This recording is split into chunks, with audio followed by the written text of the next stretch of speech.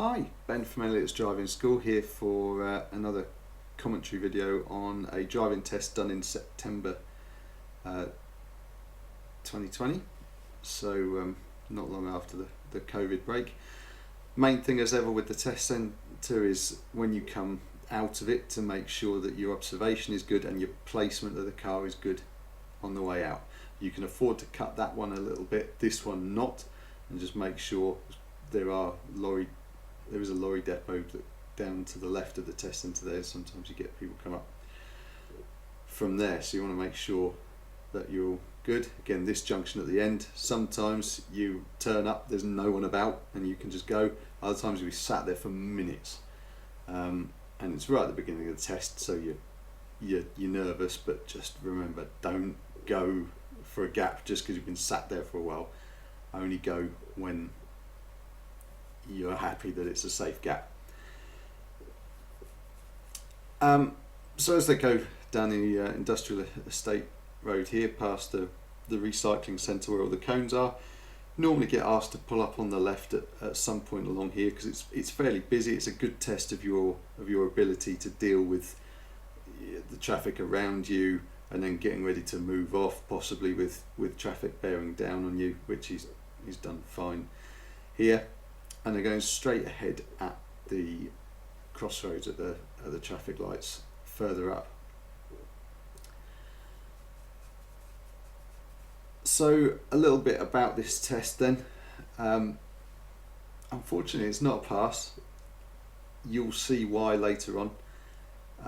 It's a mistake that I'm sure we've all made in our driving lives.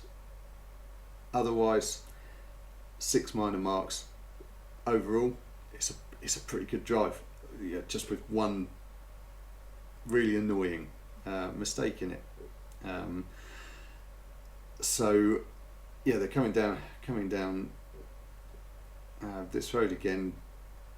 Observation going along. He's keeping up with the speed well. This route I personally haven't seen used as much in tests that I've done. It involves quite a lot of dual carriageway. This roundabout at heading towards Eastfield, the third exit, it's easy to miss the first exit and miscount. So make sure that you're looking at the sign, looking where the exit is, and then along this road as well, we've got quite a big bike lane. Remember, it's a broken lane, so if you need to use the cycle lane, you're welcome to, providing there's not a bike in it. And they're doing the pull up on the right. It's found himself a safe place. Remember on this, look around when you're going behind you and don't lean on the wheel and turn it when you're doing so. We'll see a little bit of a correction there. That got him a minor mark. Purely because I think he was doing all right in a straight line and then weaved about a little bit. This junction coming up here, you're the priority road, but it can be quite hard, particularly in the damp, to see the road markings there. So you find yourself wanting to put a signal on there, even though technically you don't need to. And then yeah, they've come up to I roundabout, going left on that. You can see a nice gap to the van in front. Remember, in traffic, you want to leave a car length. Easiest way to judge it is to be able to see the tyres of whatever is in front of you touching the road. So, you know, tyres and tarmac is a saying that you hear quite a lot of instructors say. Why do you do that? Well, the highway code says about, you know, what if people break down in front of you? I think I can remember that happening once in 10 years. More realistically, if a police car or fire engine or ambulance comes up behind you, it gives you a bit of room to manoeuvre the car around and get and try and create an opening for them to get through the middle. So yeah, as I said earlier, quite a lot of dual carriageway on here, so making sure that really, like on a clear road like this, the examiners will generally give you a bit of a hint. So when you get on a dual carriageway, if the examiner says, look, you're going to be on here for, you know, a mile, maybe a bit less than a mile, generally they're giving you the hint that, look, you know, you're going to be on here for a minute or less. Only overtake stuff if it's quite clear to do so, because you haven't got very long to get back over. In this case, the examiner probably will have given them a little bit of a warning to say, look, your exit's coming up soon, better get past these. Better get past these before you run out of room. So yeah, they've come up to the roundabout going left. They're basically following signs for the hospital, and then carrying on past it. Going back to the dual carriageway thing, if you are doing, if the examiner says, look, we're going to be on here for like a couple of miles, 2 to 3 miles, they're giving you a hint to press on and go and overtake stuff, unless it's really, really busy. They'd like to see you go and use a dual carriageway as it's designed to be used. So, I mean, this bit of the drive, you can see it's pretty unremarkable. He's going around, dealing with the traffic nicely, driving well. You know, the positioning's good on roundabouts. They're going to be turning right in a minute, coming down the road, this road here. Those again, sort of waiting there, positioning very good. You know, like the silver car in front, you wouldn't really want to sit waiting over in the road like they do, because if someone comes the other way, they're going to struggle to get through. So another pull up on the left, and then moving off. Remember that blind spot check over your shoulders before you move off. This segment going through, dealing with the traffic.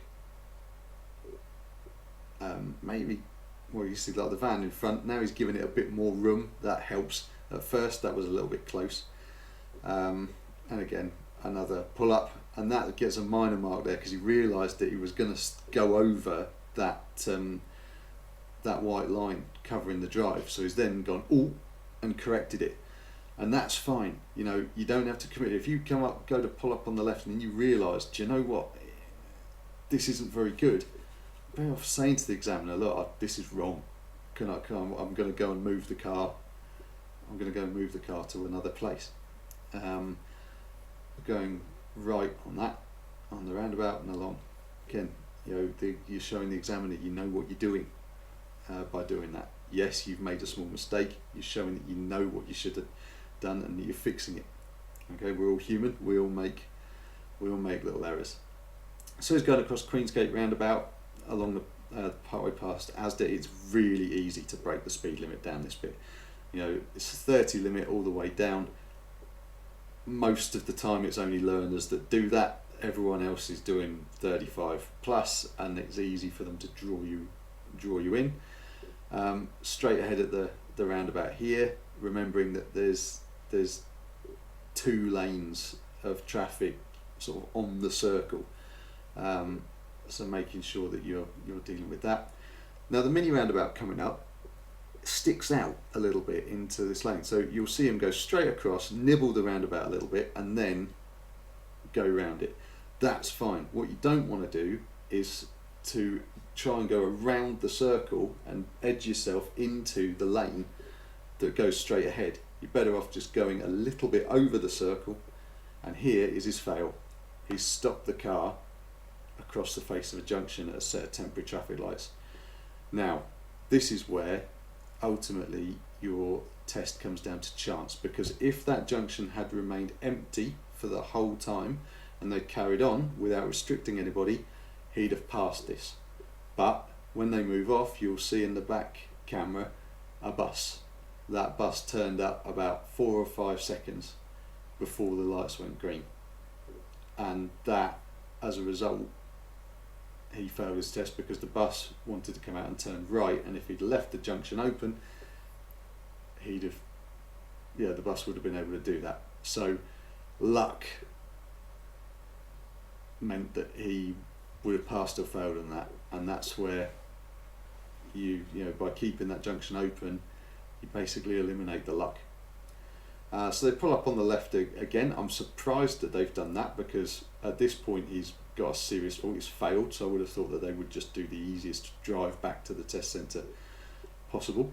So yeah, coming up back in, and yeah, back into the test centre, because he's done his manoeuvre on the test centre, on the route.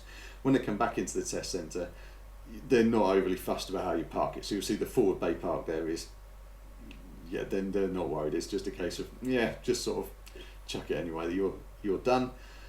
Didn't want me in the debrief, so you'll see me walk back out in front. So this is where this video is really useful, because if I can't be on the debrief with the customer, I don't know what exactly can happen. So it's great for me to be able to go back through these videos, watch them, and and use them as a tool. So I hope that it's useful for you as well. And again, hit the subscribe button, comment. I'd love feedback on this. What else would you like me to add in? Any questions about any part of the route, and I'll try and come back to you as soon as I can. So yeah, hope you find it useful, and I hope it helps you pass.